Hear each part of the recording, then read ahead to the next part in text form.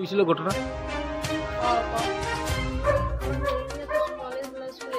হুম। 9টার সময় এইটার সময় তো আমি ওকে দেওয়া গেছি আজকে লেটে স্কুল আজকে তো ক্লাস হয়েছে না তাই রিটার্ন করে দিচ্ছি আমি তাই নিয়ে আই আর আমার পরে আমি গলির মাথায় একটা দোকানেও গেছি তখনও আমি এই বাইকের মধ্যে ছেলেটারা কিন্তু আমি দেখছি আমিও তো ফলো করছি না মানে এই মানুষটা আমি দেখছি দোকান থেকে আমি জিনিস নিয়ে তারপরে আমি আবার গেছি শিবদিব পর্যন্ত সবজি আনতে ইয়া সবজিও পাইছি না আমি আবার রিটার্ন করছি করার পরেও দেখছিলাম আমরা গলির মাথা এরপরে আমি তো চিনি না জানি না আমার তো খেয়াল করার কোনো মানে না তারপরে আমি গলির দিকে আই আর আমি আমার মেরে নিয়ে আই আর তাই লোক কোথা হইয়া আর এই জায়গাটার মধ্যে যেমনি গেছি স্কুটির সামনে যেমনি গেছি আর ছেলেটাকে তো অবশ্যই তখন ঢুকতে দেখছি না আমি গলির দিকে ছেলেটা মনে হয় উজ্জ্বলা নিয়ে ওদিকে টার্নিং করে দিয়ে গেছে এখানে গেছি ছেলেটাই দিকে যায় ওদিকে প্রথম আমার মেয়ে আসলো আর আমি আসলাম বাম সাইডে মানে আমার মেয়ে ক্রস করে মানে রানিংয়ের মধ্যে আমার বুকের মধ্যে মানে কিরকম একটা মারছে হাত দিয়ে মারছে না বহুত বাড়ি আর কি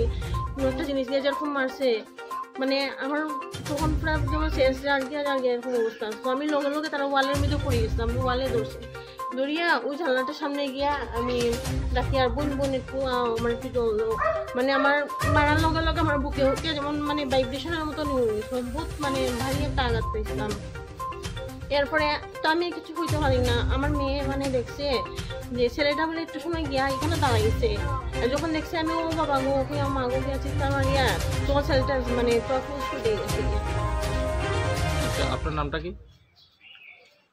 আপনার নাম? আমার নাম নমস্কার, আমি সৌভিক ভট্টাচার্য। আমি তারাপুর রায়গড় শ্রীমাদের থেকে কইলাম।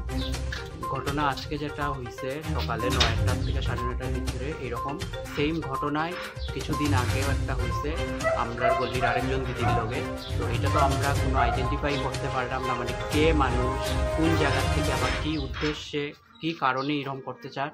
এর লেগে মিডিয়ার মাধ্যমে আমরা মানে পুরা শিলচরবাসীরে এটা অবগত করাইতে চাইলাম এরকম ঘটনা আরও অন্যদিকে হওয়ার কি না, যদি হইয়া থাকে আমরা এরকম জানাইবা, আমরাও সতর্ক থাকতে চাই এবং পুরা শিলচরে আমি কইলাম এইরকম ঘটনা থেকে সতর্ক থাকা দরকার।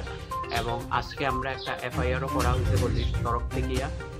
তো আশা করি আমি অ্যাডমিনিস্ট্রেশন, পুলিশ প্রশাসন থেকে আমরা একটা সাপোর্ট পাইব, দৃঢ় বিশ্বাস আছে আমরা।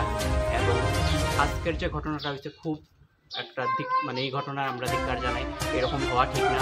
আজকে যদি গল্লির মধ্যেই মানুষরা সেফ থাকে না, তো পাড়া বা বাইরে গিয়া সেফ থাকার প্রশ্নই ওঠে না।